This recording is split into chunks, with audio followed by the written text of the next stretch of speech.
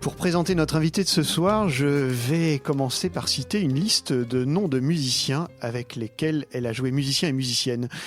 Hélène Labarrière, Géraldine Laurent, Jean-Jacques Avenel, Simon Goubert, Jean-Luc Capozzo, Michel Marr pour les Français. Pour les Anglais, on peut citer Paul Dunmal, Paul Rogers, Elton Dean, Pete Piles, Tony Levin. Et pour les Américains, William Parker, Najee Waits, Mark Elias, Ray Anderson, Andrew Cyril et aussi Hamid Drake. Sophia Damansich, bonsoir. Bonsoir. Merci d'avoir accepté notre invitation. La liste est impressionnante, elle donne le vertige. Ça veut dire que vous avez sans doute des tas d'histoires à nous raconter, à moi de poser les bonnes questions.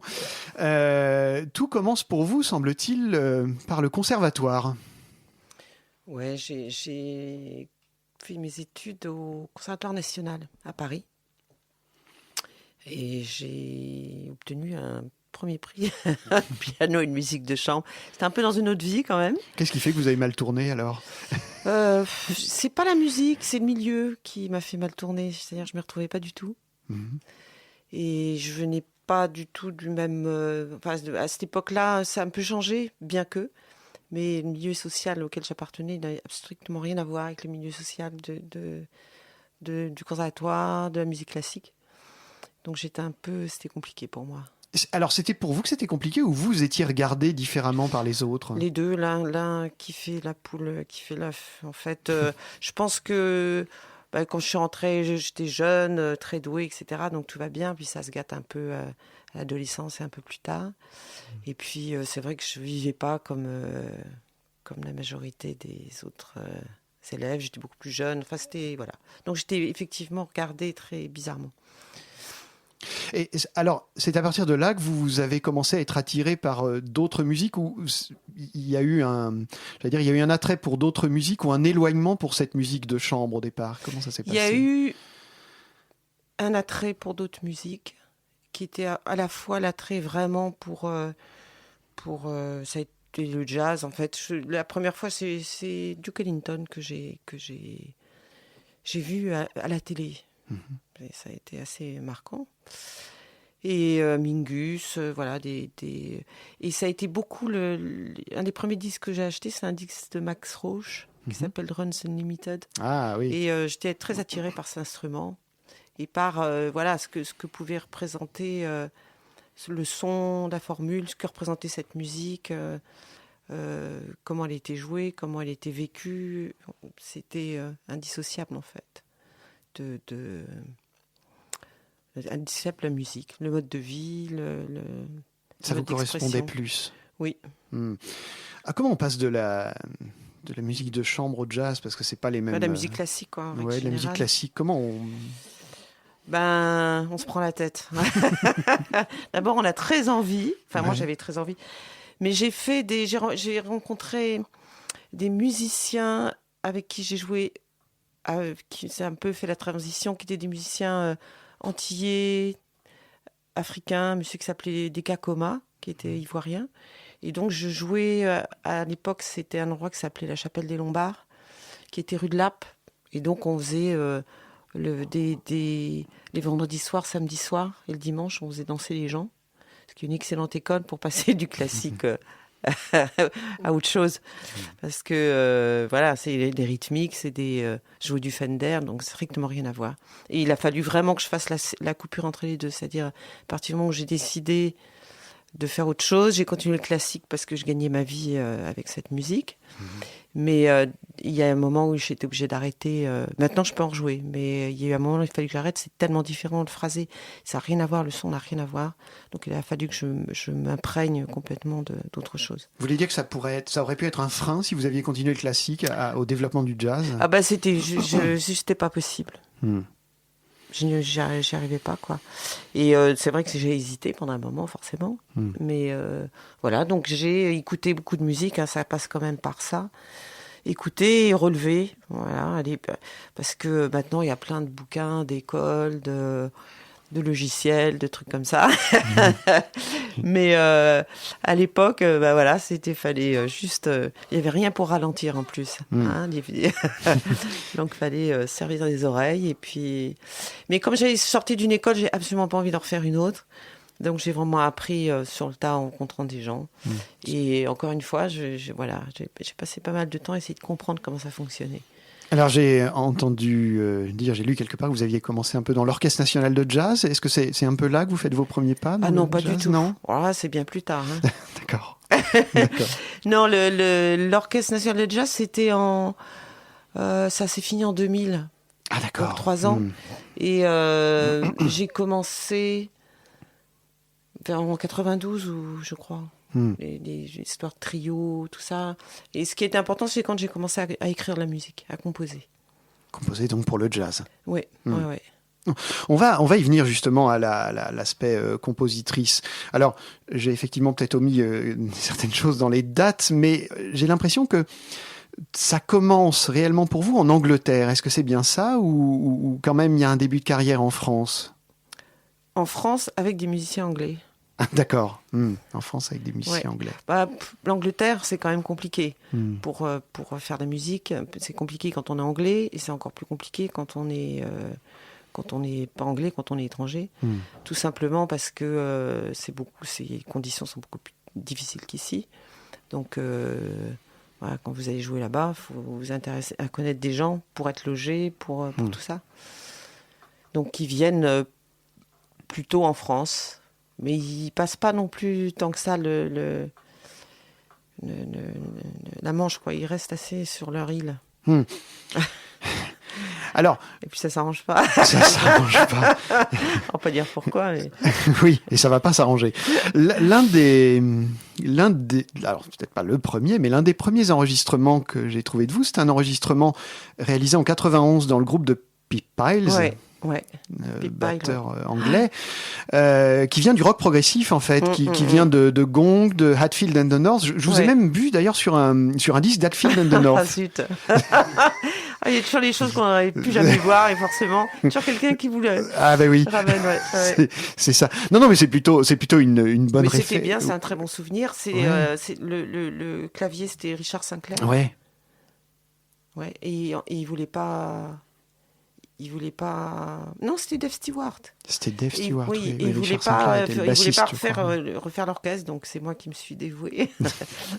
Attendez, c'est plutôt une bonne référence quand même, Hatfield and the North en matière de rock progressif. Bien, oui, c'est quand même plutôt pas mal. Et les premières, c'est un truc qui est drôle, c'est que les premières tournées que j'ai faites, c'était avec ce groupe. D'accord. Et j'avais pas beaucoup joué avant. À part ce que je disais dans ces lieux pour danser, des premiers concerts. On avait joué à Dunois à l'époque. Et, avec Hatfield. Avec le groupe avec les Anglais, avec Pip Pile. Il y avait Hugh Hopper, Elton Dean, au début Didier Malherbe et moi. Et on a fait des concerts, c'était blindé à chaque fois. Et on a fait toute une tournée comme ça avec plein de dates. Et voilà, super, j'étais très contente. Et puis quelques mois après, je fais un concert avec un trio qui s'appelait Davenport. Un des premiers trucs que je faisais en dehors de ces musiciens. Et j'étais vachement surprise. Je suis arrivée, il n'y avait personne. Et j'ai compris qu'en fait, il ne suffisait pas d'avoir un concert. Pour moi, les concerts, c'était toujours plein. Et j'ai compris qu'en fait, non, c'était pas comme ça. Vous pouvez faire des concerts vides, quoi. Ça dépendait avec qui on jouait. Ouais. Et là, voilà, c'est un peu bête, mais c'était vraiment comme ça. Je dis, oh si, il n'y a personne. Je crois qu'il y avait trois personnes dans la salle, quoi. Mais on joue quand même, quoi. On est un peu obligé. Oui. Quand on a échangé par mail, on a un peu parlé des batteurs et vous m'avez dit il y a 2 batteurs importants, et il y en a plus de 2 évidemment, mais notamment 2 batteurs, Pip Pile et puis Tony Levin. Maintenant que vous avez, avec le recul, maintenant que vous avez joué avec beaucoup de batteurs et des batteurs qui viennent vraiment de la scène jazz, qu'est-ce qui faisait la singularité de Pip Pile par rapport à son parcours justement ? Je crois que c'est la singularité de pas mal de musiciens anglais où les scènes sont, en tout cas à l'époque, était beaucoup moins délimité. C'est-à-dire qu'il y avait des musiciens... Elton Dean a commencé à jouer bien avant Soft Machine, Méditant Soft Machine. Mais finalement, après, il a fait il jouait de la musique improvisée, il jouait du free, etc. Donc, il y avait beaucoup de musiciens dans ce cas-là. Donc, Pip Pile, je l'ai connu aussi. Ils avaient un groupe de free rock avec John Greaves, Mark Ewins, et je ne sais plus qui était le 4e... lui, Pip Pile, ils étaient 4 et c'était assez... c'était du free rock. Donc, c'était un peu cette différence, ce mélange des styles qui est peut-être moins fréquent ici. Vous voulez dire que c'est moins cloisonné là-bas, en fait ? Ça l'était. Maintenant, ouais. je pense que c'est partout pareil. Peut-être aussi que le prog n'existe plus vraiment, finalement, le rock progressif. Hein. Non, mais il y a quand même cette culture-là, du rock progressif, la pop, ils ont quand même des couleurs particulières. On va écouter d'ailleurs une de vos compositions, Bimbo, sur cet album qui s'appelle Up, Pip Piles et Keep Out.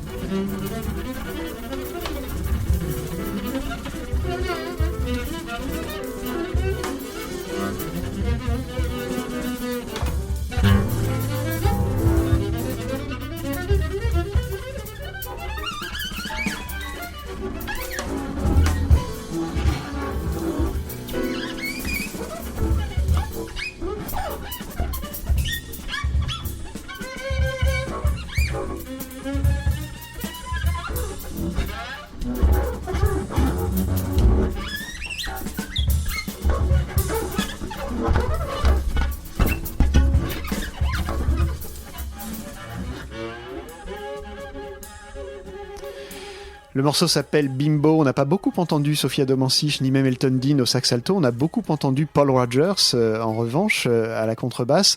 Ça va nous permettre une transition. Vous avez eu un trio, Sofia Domancic, avec Paul Rogers et Tony Levin, donc autre batteur. Trio avec lequel vous avez enregistré 2 albums, si je ne m'abuse. 3. J'ai tout faux ce soir.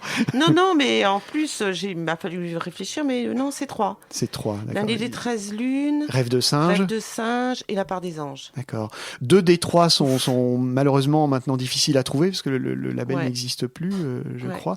Comment s'est créé ce trio ? J'avais rencontré Paul Rogers au sein de l'équipe Out, que vous avez entendu précédemment. Et Paul Rogers jouait avec Tony Levin. Et Tony Levin faisait partie de la rythmique du Ronnie Scott pendant de nombreuses années, qui est un club ma foi fort célèbre à Londres. Et donc, il m'a invité à venir jouer avec eux chez Ronnie Scott pendant 3 semaines, ce qui était super. Et donc, ça a été, pour commencer un trio, c'est quand même pas mal, 3 semaines d'affilée dans un club. Bon, ça n'existe plus.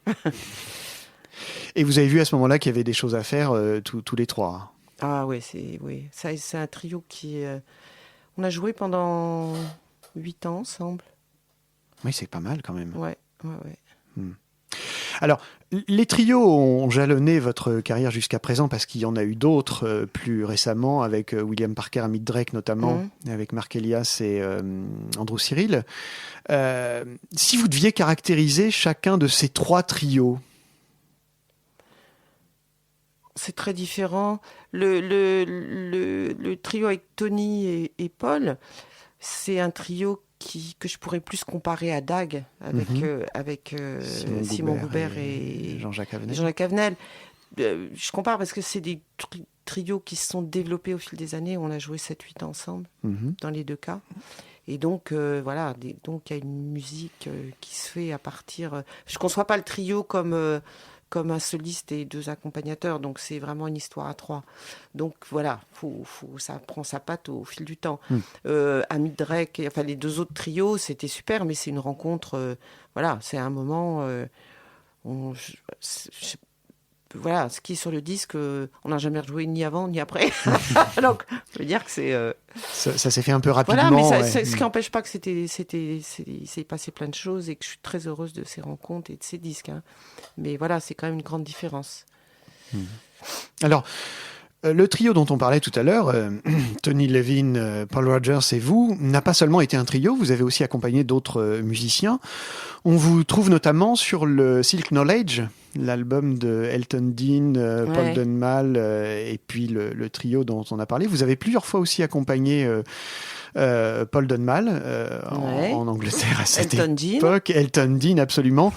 Et aussi un autre saxophoniste. On a une petite surprise pour vous. Nous sommes le 18 mars 1996. À Birmingham, il y a sur scène un trio plus un saxophoniste, donc ça s'appelle un quartet. Le trio, c'est Paul Rogers, Tony Levin, Sofia Domancic, et on écoute ce disque. C'est un saxophoniste alto. C'est Kurt Busiek.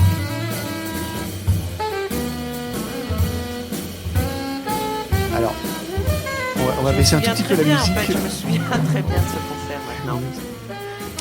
Je crois que je savais pas qu'il y avait un pirate de ce concert. Oui.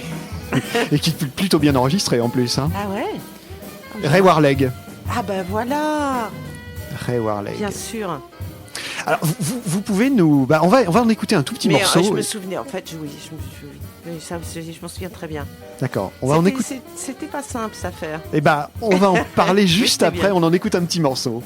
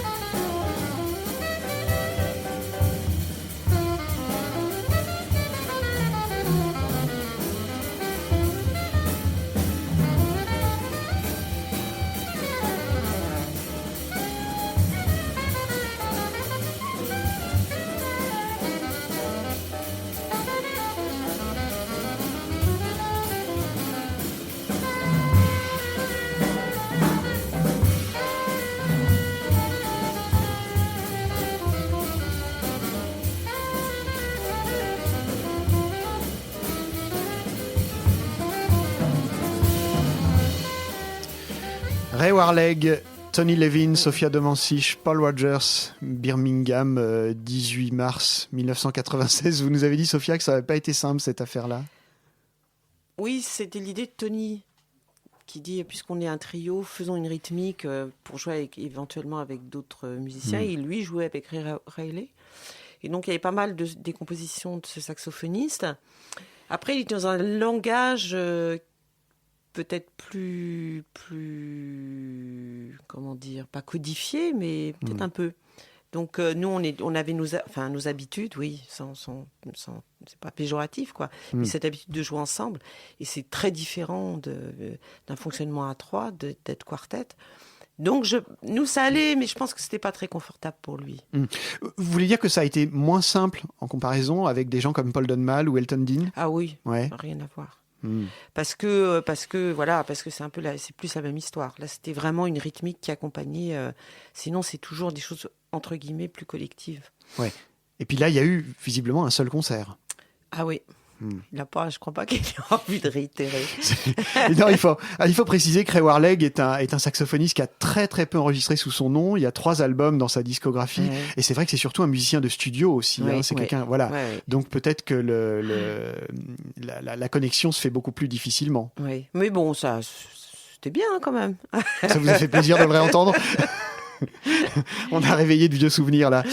Je voudrais qu'on passe un tout petit peu de temps sur, non pas la compositrice, mais la pianiste. J'ai quand même relevé, moi, un certain nombre de thèmes qui sont absolument magnifiques. Alors, il y en a notamment un qui s'appelle La part des anges.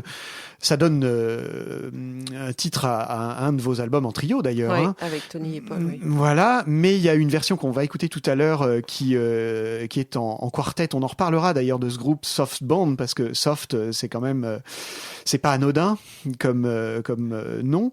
Comment ça se passe quand vous composez un thème comme ça, par exemple La part des anges ou d'autres thèmes? Comment ça vient? Est-ce que ça vient d'un seul coup? Est-ce que vous avez une ligne mélodique qui arrive ou est-ce que c'est par bribes? Comment ça se passe? C'est différent à chaque fois. Je sais pas, ça peut être un accord, un son, une phrase, une mélodie, ça varie. Et après, c'est un peu, quand j'écris, c'est un peu comme lire un bouquin. L'idée, c'est d'attraper l'histoire, le fil, et de le suivre.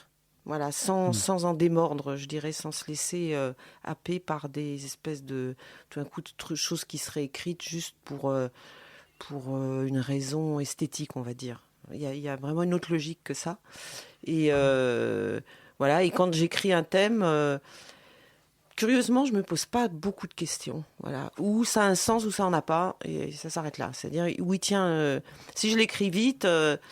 Je le rejoue et encore une fois où ça a un sens ou ça en a pas. Si ça en a pas, ça va à la poubelle directement.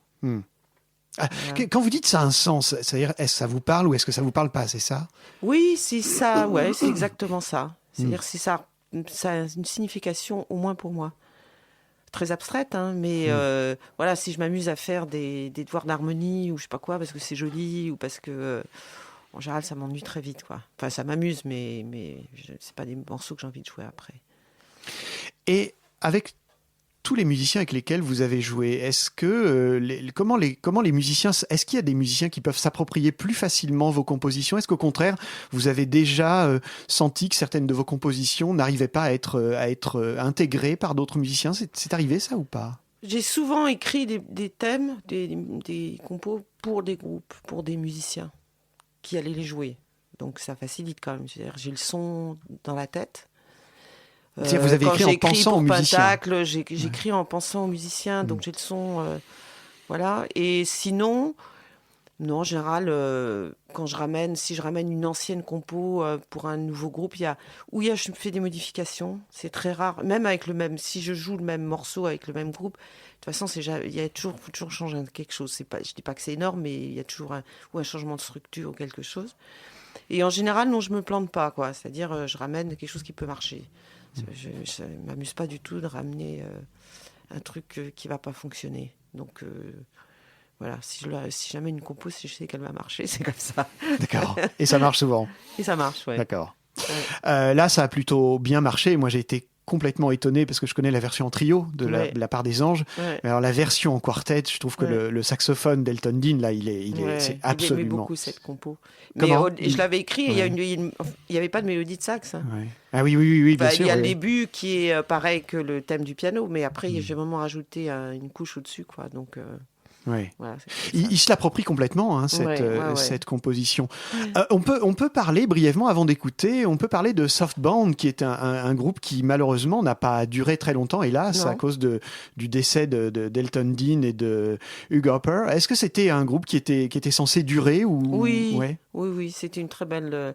moi, c'était assez étonnant pour moi de réunir. Il y avait Simon Goubert, avec qui je joue et qui je jouais à cette époque. Mais de retrouver Elton et Hugh, avec lesquels j'avais joué au début, c'est une espèce de mixage dans le temps qui était assez... Et on a joué notamment un morceau de Soft Machine, le Soft Machine 3, et je ne suis pas du tout dans le passéiste ou dans l'espèce de mythe ou quoi que ce soit, mais c'est vrai d'être sur scène. Ceci dit, de jouer ce morceau, et je n'ai pas réfléchi avant, avec le son de Hugh qui est tellement particulier... Elton qui jouait le thème, mais dans le présent avec Simon Goubert, c'était assez étonnant et j'aimais beaucoup cet orchestre. Et je sais que Hugh adorait jouer avec Simon, donc et ça c'était on était au Triton et c'est Hugh c'était je crois Jean-Pierre Vivant du Triton qui m'a proposé un concert. Je dis je vais le faire avec Simon et Hugh était là, il dit moi je veux et voilà. et Elton, et ça s'est fait comme ça. Il faut signaler, j'oublierai peut-être de le faire tout à l'heure, donc je vais le signaler maintenant, qu'il existe maintenant 2 CD de ce concert. On a presque le concert en intégralité, en fait. Enfin, l'un des deux, parce qu'il y a eu deux dates différentes, je crois, deux époques différentes, il me semble. Non, le concert, ça a été enregistré le même soir au Triton. D'accord. En tout cas, il y a eu... C'était notre premier concert. Alors, il y a eu d'abord un album Softbound qui s'appelle Live at le Triton, je crois, tout simplement. Ouais. Et puis, il n'y en a pas d'autres. Alors, si, justement, dans une collection consacrée à Hugh Hopper qui est sortie l'an dernier. Je ne sais plus quel volume, mais c'est sorti sous le nom de Hugh Hopper's Soft Boundaries. C'est la suite du concert. C'est intéressant. Ouais. J'ai découvert. on va écouter La part des anges de Softbound.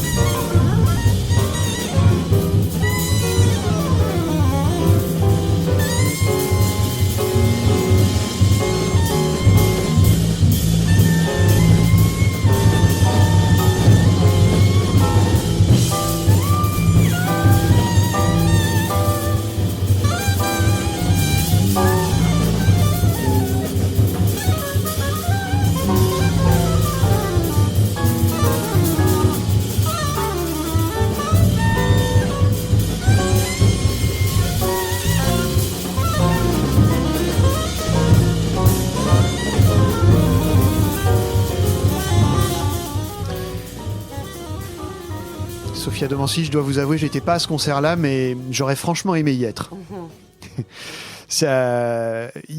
On entend qu'il y a une vraie symbiose entre les musiciens là quand même. Oui, c'était notre premier concert.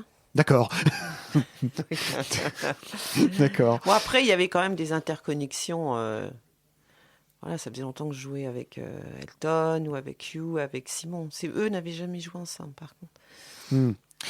On parlait tout à l'heure, il y a effectivement sur cet album et sur le second volume, en quelque sorte, que j'ai mentionné tout à l'heure, des compositions de Soft Machine. Vous les connaissiez, ces compositions? Vous les aviez écoutées, par exemple, dans leur version originale ou pas? Ouais, j'avais beaucoup écouté le Soft Machine 3. Ouais, qui est fabuleux. Ouais, hein. ouais. Qui est un disque incroyable. Ouais. Alors, de Soft Machine à Snakes and Ladders, il y a peut-être un pas, je ne sais pas. Alors, bon, je suppose qu'en tant que musicienne, vous vous préoccupez pas trop des étiquettes quand vous composez un disque ou quand vous décidez de faire un album, mais je vais quand même vous embêter avec les étiquettes. Snakes and Ladders, c'est quoi? C'est un album de jazz ou c'est un album de prog? Je fais exprès. Hein. Un album de quoi, de prog. C'est quoi, de prog? Rock progressif. Ah pour moi, c'est pas un disque de jazz. Mm-hmm. C'est pour ça que je vous pose la question. C'est, je sais pas, je dirais pop rock, pop. Ouais. Chanson. Voilà, Chanson. c'est un disque de chanson. Comment vous pouvez nous parler de ce disque parce qu'on va en écouter un extrait. Comment vous est venue l'idée? Comment ça s'est passé? Il y a beaucoup d'invités. Oui, mais j'avais envie de faire de mettre en musique des mots. Des poèmes notamment et voilà, c'est venu de là. Et puis j'avais décidé de faire un disque qui serait un disque et qui ne serait pas un groupe, c'est-à-dire pas se poser le problème pour une fois de maintenant va falloir trouver des concerts. C'est quand même assez pénible, que je ne fais pas d'ailleurs. Voilà. De ce fait, c'est quelque chose que j'ai composé à la maison sur mon petit ordi. On a enregistré il y a eu quelques séances, notamment la chanson que chante Ramon Lopez. Mm-hmm. Il y a eu des enregistrements de lui au chant, de percussion, et pas mal pour les chanteurs, mais il y a une chanson Timico, que j'ai enregistrée dans mon sous-sol, voilà. Donc l'idée, elle est venue de là, et comme c'était pas un groupe, autant prendre les gens avec qui j'avais envie de travailler. Donc effectivement, ce sont des chanteurs qui ne chantent plus sur scène. Comme ça, Robert Wyatt ne chante plus sur scène, Ramon Lopez ne chante pas en concert, Napoléon Maddox, avec qui je travaillais à l'époque, est quand même de Cincinnati. Voilà, donc c'est pas pour faire un groupe. Vous avez choisi exprès ceux qui étaient les moins disponibles, c'est ça? Non, mais voilà, c'était pas ceux que j'avais envie d'entendre sur ce disque. Vous referez? Vous avez envie de, je dirais pas donner une suite, mais en tout cas de réitérer l'expérience? J'ai composé une suite avec... Il y a une chanteuse qui s'appelle Lisa Papineau, qui vit à Los Angeles. Et chercher une chanteuse, en plus d'Imico, pour justement un disque, une suite. Et voilà, et je suis tombée sur cette chanteuse un peu par hasard. Enfin bon, je vais pas raconter comment d'ailleurs, mais je l'ai contactée, je croyais qu'elle vivait en France. D'accord. Et elle vit à Los Angeles, ouais, donc mais on a quand même fait réaliser une chanson ensemble. On s'est encore jamais rencontrés, mais on a fait la chanson qui est très réussie. Alors, est-ce que vous l'avez rencontré, Robert Wyatt, puisqu'on va écouter un extrait? Non. On se parle beaucoup au téléphone. Je devais y aller parce que j'ai enregistré un disque qui s'appelle Songs de John Greaves. Oui. Et on a enregistré des backing tracks pour Robert, en fait. Et John est allé là-bas pour qu'il les enregistre. Mais moi, je n'y suis pas allée, j'avais autre chose à faire. Et je devais passer le voir c'était au moment, peu de temps avant la mort de Hugh, qui devait enregistrer normalement sur cet album. Et sa femme, Alfie, avait des problèmes de santé. D'ailleurs, c'est pour ça qu'il a fait qu'un titre finalement, parce que c'est elle qui écrit ses paroles. Ah, d'accord. Et elle a des problèmes de vue. Et donc, voilà, il y avait beaucoup d'inquiétudes à ce moment-là. Et voilà, ça s'est pas fait. Et puis là, on s'est parlé Voilà, j'ai pas eu le temps d'aller le voir, mais on s'est jamais rencontrés. Mais voilà, on discute au téléphone. En même temps, c'est extraordinaire. Enfin, d'abord, c'est un mythe, hein, on peut le dire, en matière de musique anglaise. Ouais. Et puis, sa voix, même si on peut dire qu'elle a bien vieilli, qu'est-ce que vous pensez justement de son interprétation? C'est un interprète plus qu'un chanteur, finalement, Robert Wyatt, hein, d'une certaine manière, non? Oh, c'est un compositeur. Ouais. Bon, j'avais été forcément très, très marquée par Rock Bottom. Oui, bien Un sûr. magnifique album, quoi. Et je pense que c'est un album qui a... Voilà, c'est un album de rock progressif. Et en même temps, dans la conception, il y a des musiciens de jazz sur cet album. Il y a encore une fois où... Et lui, il parle que de ça, hein, de toute façon.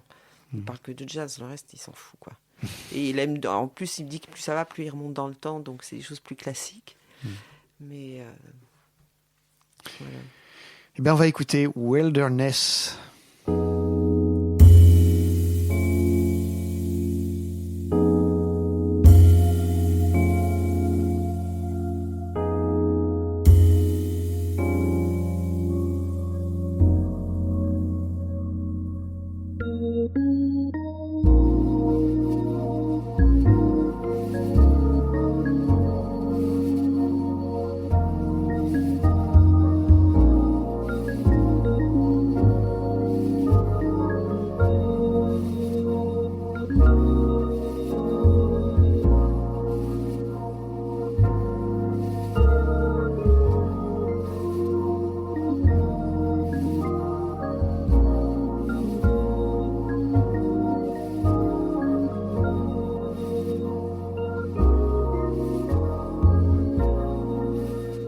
We follow our star, leading us on to our desert land, and we find heaven there in the wilderness, home from home.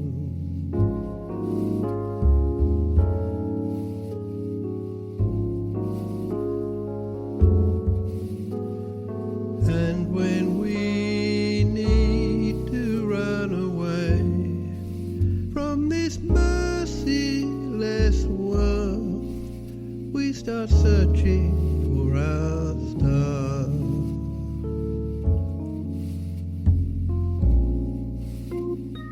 Hand in hand, we'll always be hand in hand. We will be free there in our wilderness,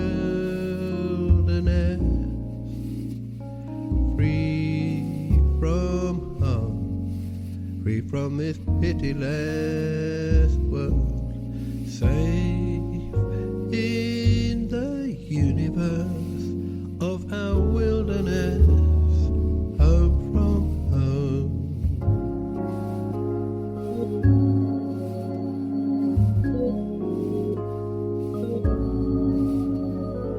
And if we ever lose our way, we start searching for our star, for our sense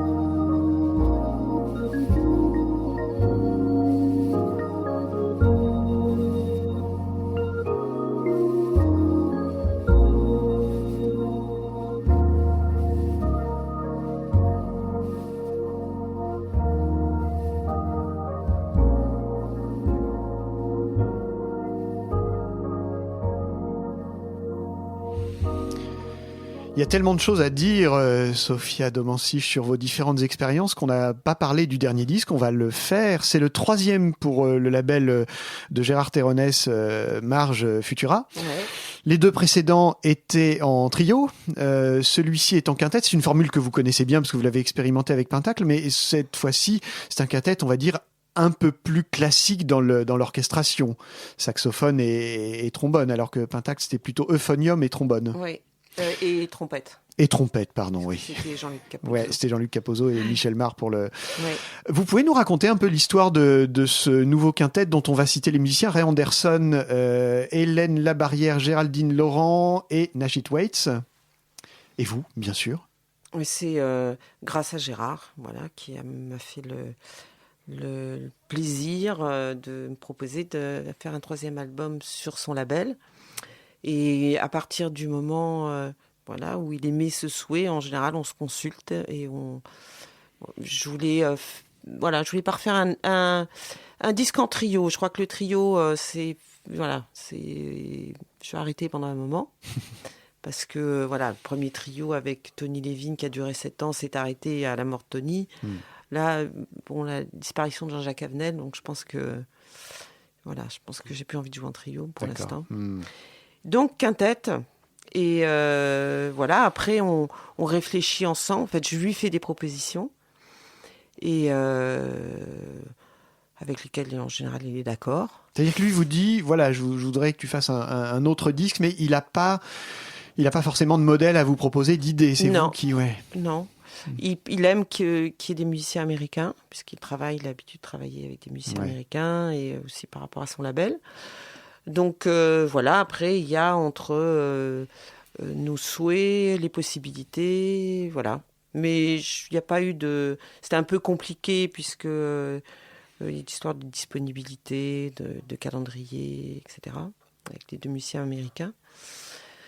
Pour qu'ils soient en France, etc. Ce qui n'est pas évident, mais voilà, on y est arrivé.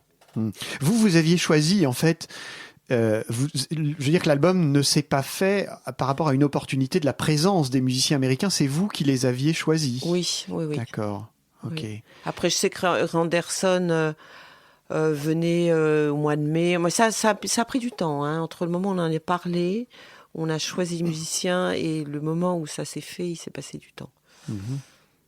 Vous pouvez nous dire en quelques mots pourquoi finalement vous avez choisi ces musiciens-là, enfin si toutefois c'est explicable. Il y a à la fois c'est toujours une espèce de mélange d'alchimie, de se dire tiens, telle personne joue tel instrument de telle façon, mais elle va de tel univers à tel univers.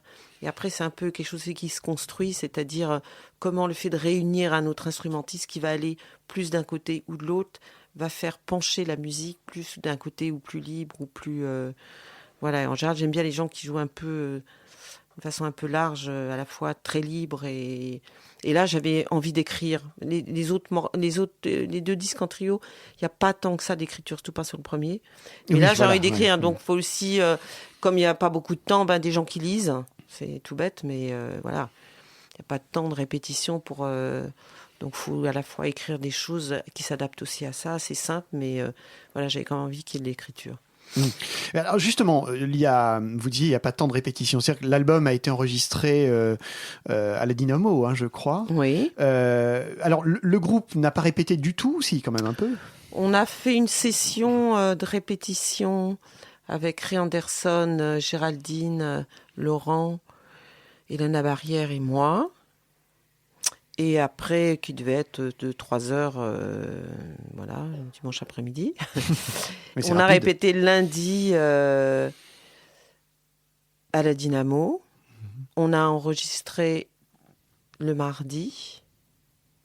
Et on a fait le concert le mercredi soir, qui a été également enregistré.